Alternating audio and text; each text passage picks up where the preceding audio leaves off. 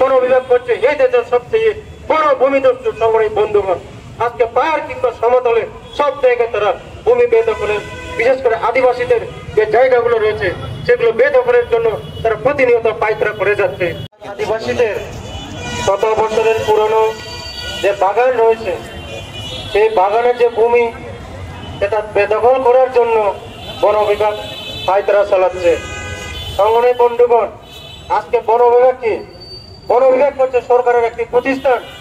তাহলে এখানে বন বিভাগ যে জায়গা বেদখলের যে ষড়যন্ত্র, যে পায়তারা চালাচ্ছে, এটা হচ্ছে নিঃসন্দেহে এটা সরকারের ইন্ধনই করছে বলে আমরা মনে করি, যেহেতু এটা সরকারের একটি প্রতিষ্ঠান।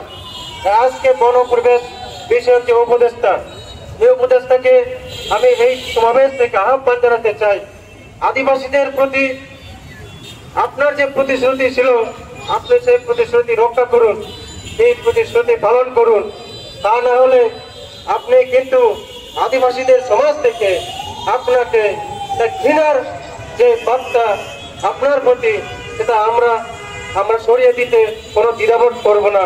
সংগ্রামী বন্ধুগণ, প্রিয় বন্ধুরা আমার, আজকে এই বন বিভাগ আমি মনে করি এখানে শুধু সমতলে নয়, সব জায়গায় যেখানে আদিবাসীদের যে জায়গার জমি রয়েছে সুযোগ পেলেই তারা সেই জায়গায় তারা বেদখলের চেষ্টা চালায়। সংগ্রামী বন্ধুরা আমার, আজকে যদি বলি যে এই দেশের সবচেয়ে বড় ভূমিদস্যুকে যদি আমরা প্রশ্ন করি তা আমরা এই জায়গায় উত্তর পাবো, সেটা হচ্ছে এই দেশের যে বন বিভাগ নামে যে প্রতিষ্ঠান রয়েছে, এই বন বিভাগ করছে এই দেশের সবচেয়ে বড় ভূমিদস্যু। সংগ্রামী বন্ধুগণ, আজকে পাহাড় কিংবা সমতলে সব জায়গায় তারা ভূমি বেদখলের, বিশেষ করে আদিবাসীদের যে জায়গাগুলো রয়েছে সেগুলো বেদখলের জন্য তারা প্রতিনিয়ত পায়তারা করে যাচ্ছে।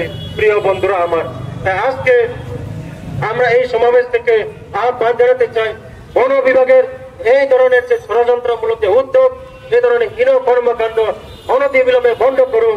তা না হলে কিন্তু আমরা যে কোনো সময় যে কোনো মুহূর্তে আমাদের যখন আর কোনো বিকল্প পথ থাকবে না, তখন কিন্তু আমাদের এই সংগ্রামের যে ভয়ঙ্কর রূপ তখন আমরা সেটা প্রতিফলিত করতে বাধ্য হব। সংগ্রামী বন্ধুরা আমার, আজকে এই সমাবেশ থেকে আমি আরেকটি বিষয় উত্থাপন করতে চাই, সেটা হচ্ছে যে 5 আগস্টের আগে যে ফ্যাসিস্ট সরকার যেভাবে আচরণ করেছে এবং তাকে বিদায় করার পরে আপামর জনগণ যেটা আশা করেছিল যে এদেশের জনগণ সেই সকল অন্যায় অত্যাচার এবং অবিচার থেকে মুক্তি পাবে, কিন্তু আজকে আমরা দেখতে পাচ্ছি বর্তমানে সে অন্তর্বর্তীকালীন সরকারের সময়ও একই ধারায় একই কায়দায় সেই ফ্যাসিস্টের যে আচরণ তারা সেভাবেই করে যাচ্ছে আমাদের সাথে। সংগ্রামী বন্ধুগণ, তাই আমরা সেই বিগত ফ্যাসিস্ট সরকারের সাথে বর্তমান অন্তর্বর্তী সরকারের কোনো পার্থক্য আসে বলে আমরা মনে করি না।